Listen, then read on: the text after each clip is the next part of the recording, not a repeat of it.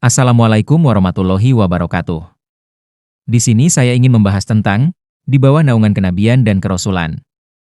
Sebelum masuk ke pembahasan, jangan lupa untuk klik tombol like, subscribe, dan nyalakan lonceng notifikasinya agar tidak tertinggal video selanjutnya. Ketika usia Nabi Muhammad SAW sudah mendekati 40 tahun, beliau mulai mengasingkan diri ke Gua Hiro yang terletak di Jabal Nur. Gua Hiro memiliki panjang 4 hasta, lebarnya 1,75 hasta dengan ukuran zira, al-hadid, yaitu hasta ukuran besi. Beliau tinggal di dalam gua tersebut pada saat bulan Ramadan. Beliau menghabiskan waktunya untuk beribadah dan memikirkan kondisi kaumnya yang masih terbelenggu oleh keyakinan syirik. Pilihan mengasingkan diri atau uslah yang diambil oleh Rasulullah SAW ini merupakan bagian dari takdir atau skenario Allah terhadapnya. Juga, agar terputusnya kontak dengan kesibukan-kesibukan duniawi, dan untuk mempersiapkan diri menghadapi urusan besar yang sudah menantinya di kemudian hari. Uzlah yang sudah diatur oleh Allah ini, terjadi 3 tahun menjelang beliau diangkat sebagai Rasul. Ketika usia beliau genap 40 tahun, itu merupakan puncak kematangan dan ada pula yang menyatakan bahwa di usia inilah para Rasul diutus. Saat uzlah di Gua Hiro memasuki tahun ketiga, tepatnya di bulan Ramadan, Allah menghendaki rahmatnya terlimpahkan kepada segenap penduduk bumi. Lalu dimuliakanlah beliau dengan mengangkatnya sebagai Nabi. Jibril pun turun kepadanya dengan membawa beberapa ayat Al-Quran. Suatu hari, saat beliau berada di Gua Hiro datanglah kebenaran kepadanya. Seorang malaikat datang menghampiri sembari berkata, "Bacalah." Lalu beliau menjawab, "Aku tidak bisa membaca." Beliau bertutur lagi, kemudian ia memegang dan merengkuhku hingga aku kehabisan tenaga. Perkataan malaikat itu diulang sampai 3 kali dengan jawaban yang sama dari beliau. Setelah itu, ia berkata dengan membacakan kepada beliau surah Al-Alaq ayat 1-5.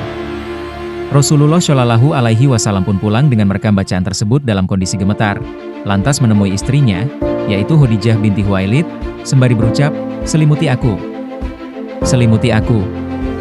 Beliau pun diselimuti hingga rasa takutnya hilang. Lalu beliau mengatakan kepada istrinya sesuatu yang terjadi pada dirinya. Setelah itu, keduanya berangkat untuk menemui Warokoh bin Naufal, yaitu sepupu Khadijah. Ia adalah seorang penganut agama Nasrani pada masa jahiliyah dan mampu menukil beberapa tulisan dari Injil dengan tulisan Ibrani sebanyak yang mampu ia tulis. Ia juga seorang yang sudah tua renta dan buta. Kemudian Rasulullah SAW mengatakan kepadanya terkait sesuatu yang telah terjadi pada dirinya.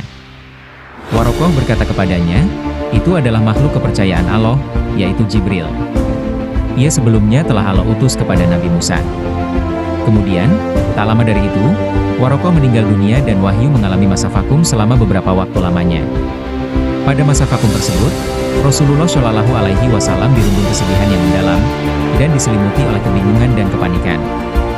Adanya masa vakum itu bertujuan untuk menghilangkan ketakutan yang dialami Rasulullah SAW dan membuatnya penasaran untuk mengalaminya kembali. Ketika hal itu benar-benar terjadi, beliau mulai menanti-nanti datangnya wahyu, maka datanglah malaikat Jibril alaihissalam untuk kedua kalinya. Saat itu, malaikat Jibril alaihissalam duduk di atas kursi antara langit dan bumi. Beliau terkejut karenanya hingga tersungkur ke tanah. Setelah kejadian tersebut, beliau pulang kepada keluarganya sembari berkata, "Selimuti aku. Selimuti aku." Lantas mereka menyelimutinya, maka Allah menurunkan firman-Nya, yaitu surah Al-Muddatsir ayat 1-5. Setelah itu wahyu turun secara berkesinambungan dan teratur. Terima kasih telah menonton video saya.